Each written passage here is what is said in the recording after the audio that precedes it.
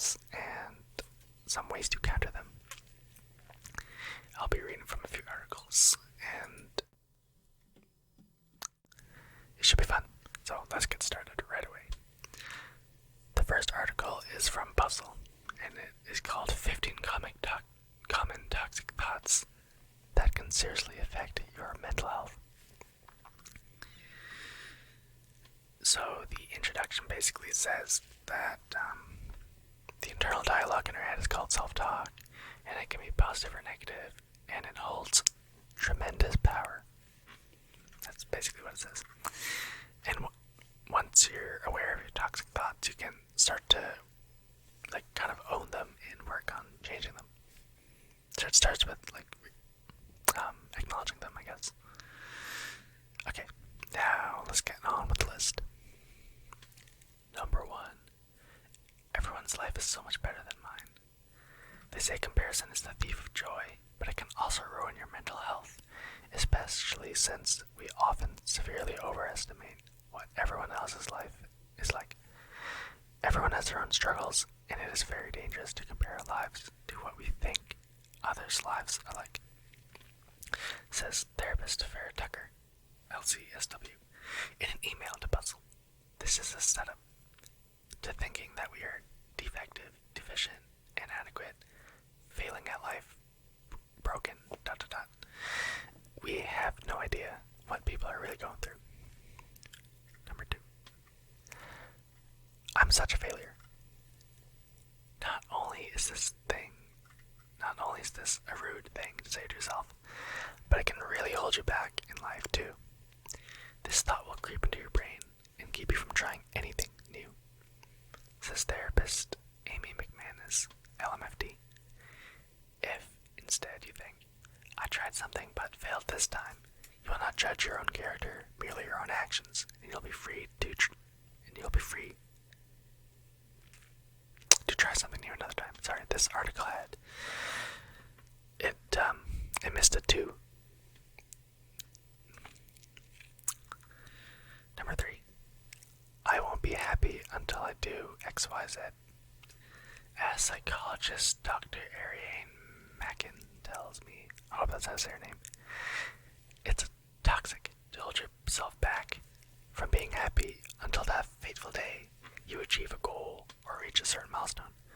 It's totally okay to be happy now and then be even happier once the goal is met. My cat was meowing to be let out of my room, so I had to go help him open the door. Anyways, number 4. This always happens. Using words like always and never can be more toxic than you think. Life isn't black or white. And when you think of things in these terms, you will cut yourself off from all the nuances life has to offer. McManus says, it's much more helpful to think of things in terms of this time or yet. Number 5. I hate the way I look. It's normal to have a certain degree of self-consciousness, but try not to shame yourself 24/7. If you are unhappy with your body, that is okay, but constantly shaming yourself will only make you feel worse, says New York City-based therapist Kimberly Hershenson, LMSW. Instead, focus on what you do like about yourself. Set goals to become healthier, and pat yourself on the back when you take steps to reach certain goals. Number 6. I'm not smart enough for this. Again, totally normal to occasionally doubt yourself. But just because you may not be an expert in certain topics, it doesn't mean you aren't intelligent. Hershenson says, you may just have other interests. Telling yourself you are not as smart as others will only make you feel isolated. That's, I definitely think this thought a lot. Number 7. There's something wrong with me. If you walk around thinking you're damaged goods, expect it to take a toll. I hear this a great deal from clients who feel defective. Therapist Karen R. Koenig, MED, LCSW, tells Puzzle. nothing wrong with them except for being a fallible human.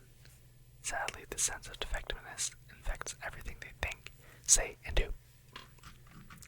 Number 8. Nothing ever works out for me. Again, using words like never can really hold you back, while also making it feel like the world's out to catch you. We say this from a victim mindset, which almost ensures that whatever happens, we'll interpret the outcome to be negative. Koenig says, sorry, this article, the English isn't perfect, and it really bugs me. I should probably get rid of that toxic thought. Number 9. I can't do this. This is a totally normal to have right before doing something new. Okay, what? I think they meant to say this is a totally normal thought to have right before doing something new. But don't let it stick around. We say this automatically out of fear when we believe we might fail, Koenig says. We say it before we've even tried something. We say this when we interpret failure as negative and indicative of our defectiveness, and that is not healthy. Number 10.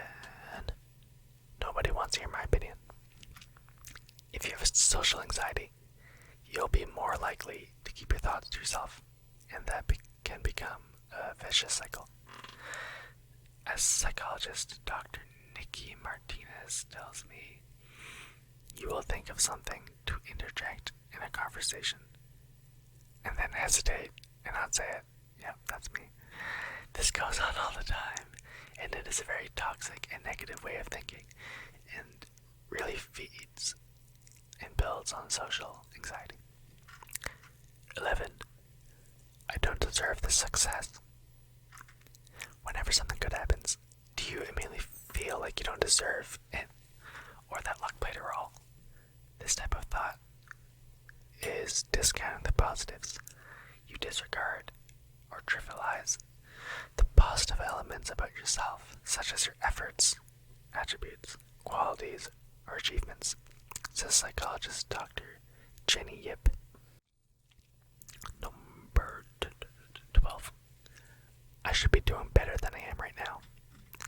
It's okay to want something better for yourself, but take the word should out of the equation. This type of thinking is based on rules and standards that individuals create for themselves, says Nicole B. Washington in an email to Puzzle. In time, individuals start to believe that there are definitive rules to life, and that if they don't follow the rules of what should or shouldn't be done appropriately, that they are somehow deserving of negative things. This may lead to extreme guilt, anxiety, and or depression. Number 13. He makes me act this way. Oh gosh. If you don't handle something well and immediately point a few mental fingers at the people in your life, take note. When we blame others for our behaviors, we are completely ignoring the fact that we are in control of our own emotions and behaviors.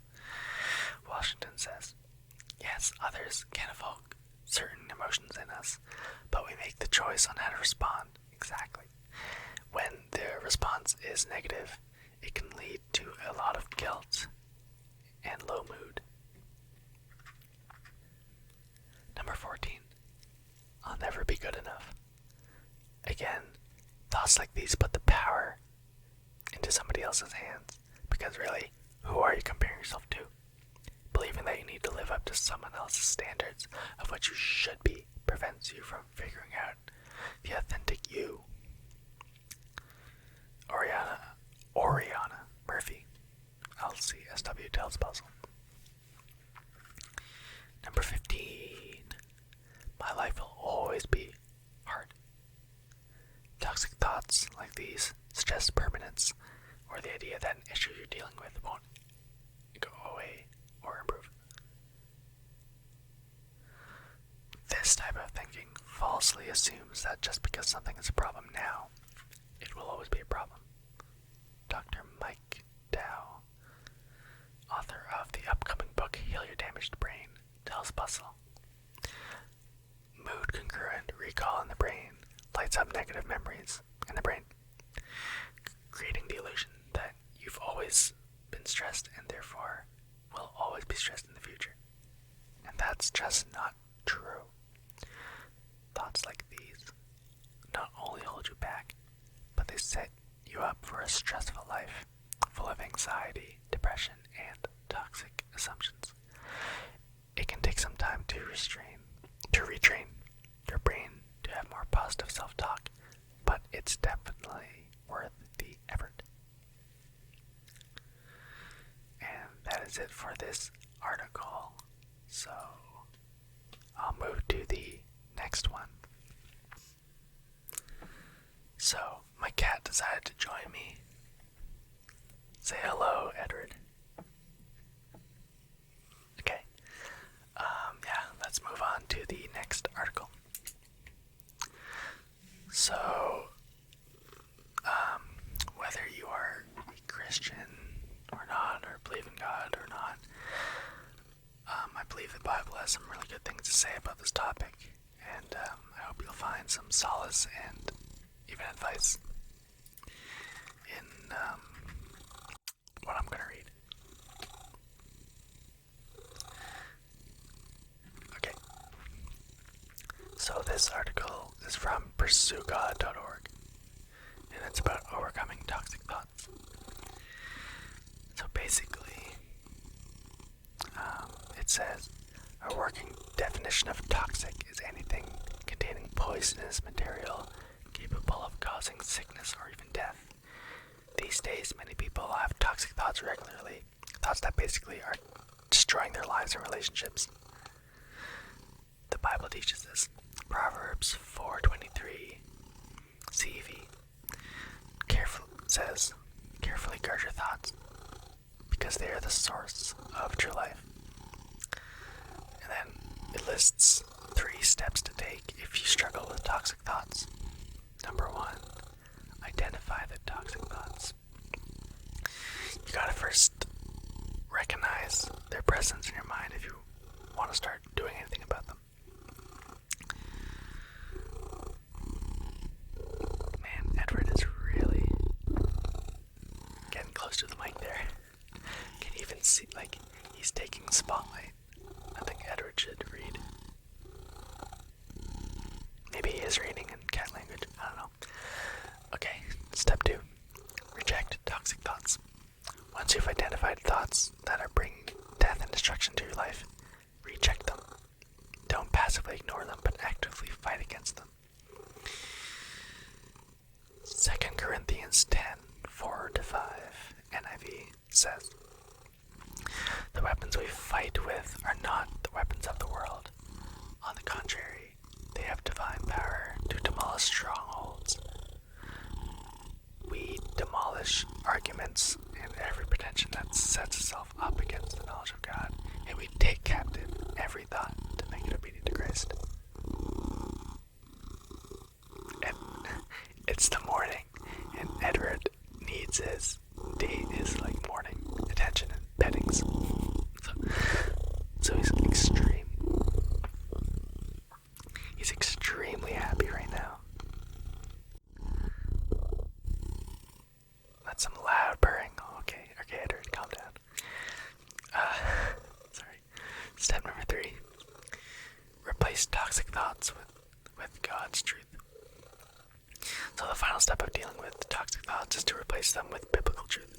Simply identifying and rejecting the lie isn't good enough, because over time that lie will return to influence you again. That's very true. True victory comes when you make a habit of learning and living God's truth. Philippians 4:7-8 says, then you will experience God's peace, which exceeds anything we can understand. His peace will guard your hearts and minds as you live in Christ Jesus. And now, dear brothers and sisters, one final thing. Fix your thoughts on what is true and honorable and right and pure and lovely and admirable. Think about things that are excellent and worthy of praise.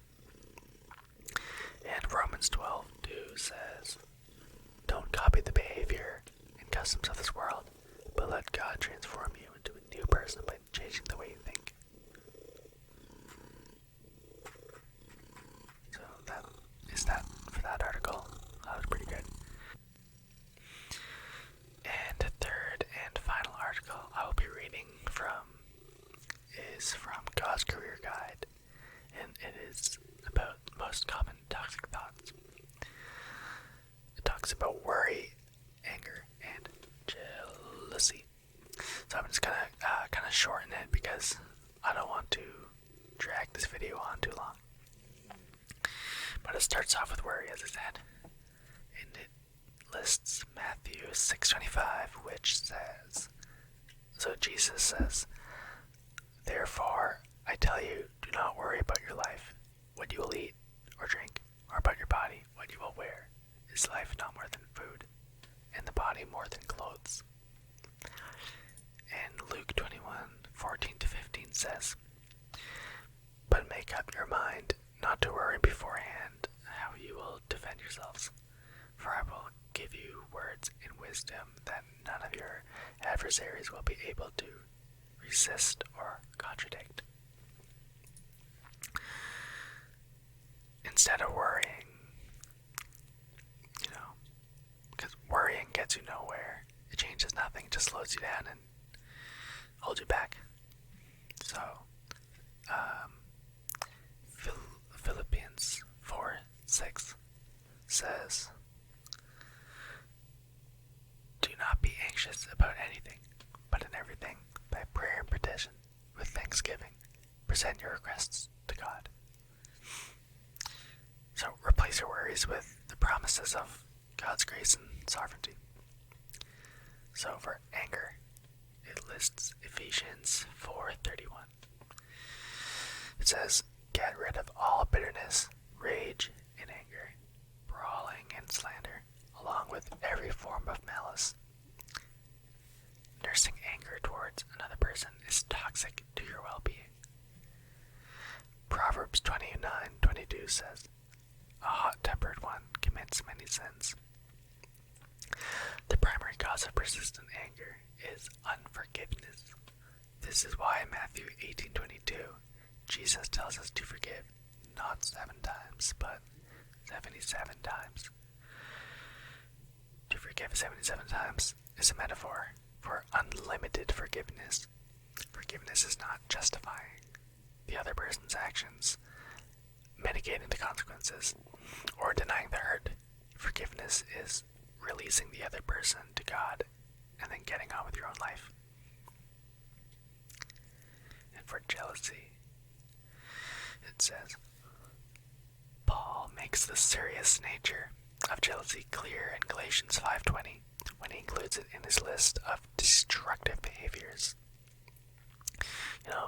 Idolatry and witchcraft, hatred, discord, jealousy, fits of emotion, selfish ambition, dissensions, factions. Jealousy is a corrosive emotion. It is worldly and not of God, and its consequences are always negative. The next time you begin to feel jealous of a coworker, use it as a warning sign to turn your thoughts back to your own gifts and callings. Forgive the other person in a sense. Give the other person over to God and concentrate on the many things God has given you. Do this and you will be invested. You'll be too invested in your own work to be jealous of others. Your mind is a battlefield. Follow God's advice in 2 Corinthians 10:5. Take captive every thought to make it obedient to Christ. To take captive is to subjugate, to bring under control, and to lead away like a prisoner in chains. What you think influences who you are. It's your mind. Take back the control. Guard it and concentrate on things that are positive, productive, and hopeful.